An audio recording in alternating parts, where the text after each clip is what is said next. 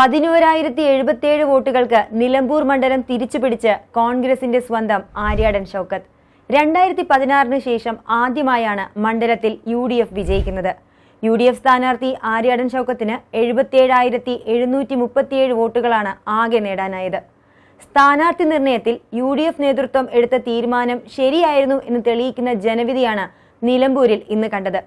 ഷൗക്കത്തിന്റെ ചരിത്ര ഭൂരിപക്ഷം അത് തെളിയിക്കുന്നതാണ്. പിണറായി സത്തിനെതിരെ 2026 ജനം അണിനിരക്കും എന്നതിന്റെ തെളിവ് കൂടിയാണ് നിലമ്പൂരിലെ ഈ സെമി ഫൈനൽ പോരാട്ടം നമുക്ക് മുന്നിൽ തുറന്നു കാട്ടുന്നത്. PV അൻവറിന്റെ പിന്തുണയില്ലാതെ ആര്യാടൻ ഷൗക്കത്തിലൂടെ LDFന്റെ സിറ്റിംഗ് സീറ്റ് സ്വന്തമാക്കിയപ്പോൾ UDFന് അത് ഇരട്ടി മധുരമാണ്.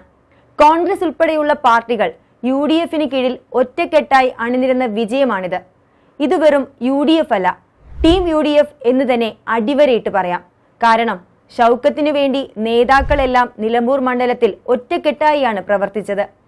8 തവണ നിലമ്പൂർ മണ്ഡലം കൈപ്പിടിയിലൊതുക്കിയ ആര്യാടൻ മുഹമ്മദിന്റെ പിൻഗാമിയായി നിലമ്പൂരിന്റെ സ്വന്തം ബാപ്പൂട്ടിയായി ഷൗക്കത്ത് എത്തുമ്പോൾ ആഹ്ലാദ പ്രകടനവുമായി പ്രവർത്തകരൊന്നടങ്കം ഷൗക്കത്തിന് പിന്നാലെ അണിനിരന്നു.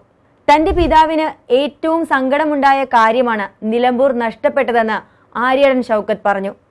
നിങ്ങളുടെ രാഷ്ട്രീയ പ്രവർത്തനം ഇനി നിലമ്പൂർ തിരിച്ചു പിടിക്കലായിരിക്കണമെന്നാണ് അദ്ദേഹം പറഞ്ഞിരുന്നതത്രേ. ജയം ഉറപ്പിച്ച ശേഷം മുകളിലെത്തിയ നിലയിൽ നിന്ന് ഉമ്മയുടെ മുറിയിലേക്കാണ് ഷൗക്കത്ത് ആദ്യം എത്തിയത്.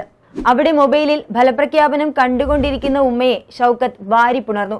സന്തോഷം കൊണ്ട് കണ്ണീരണിഞ്ഞ ഷൗക്കത്ത് തന്റെ വിജയം കാണാൻ പിതാവ് ആര്യാടൻ മുഹമ്മദ് ഇല്ലാത്തതിന്റെ വേദനയാണ് പങ്കുവച്ചത്. വൈകാരിക നിമിഷങ്ങൾക്ക് ശേഷം തുറന്ന ജീപ്പിലാണ് വീട്ടിൽ നിന്ന് ഷൗക്കത്ത് UDF ഓഫീസിലേക്ക് പോയത്.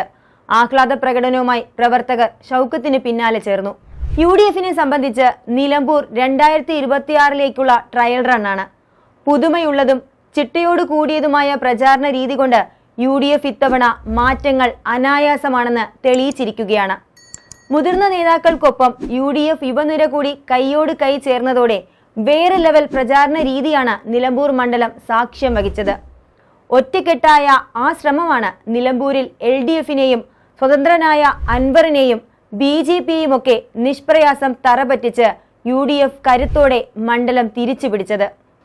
മൂത്തേടം, വഴിക്കടവ്, എടക്കര, പോത്തുകല്ല്, ചുങ്കത്തറ, കരുളായി, അമരമ്പലം പഞ്ചായത്തുകളിൽ UDFന് ലീഡ് നേടാനായി. നിലമ്പൂർ നഗരസഭയിലും UDFന് ലീഡ് ലഭിച്ചു. DCC പ്രസിഡന്റ് VS ജോയിയുടെ പഞ്ചായത്തായ പോത്തുകല്ലിൽ ഇടയ്ക്ക് സ്വരാജ് ലീഡ് നേടിയെങ്കിലും അവസാനം UDF തിരിച്ചുപിടിച്ചു. M സ്വരാജിന്റെ സ്വന്തം പഞ്ചായത്തായ പോത്തുകല്ലിൽ UDFന് 800 വോട്ട് ലീഡ് നേടാനായി.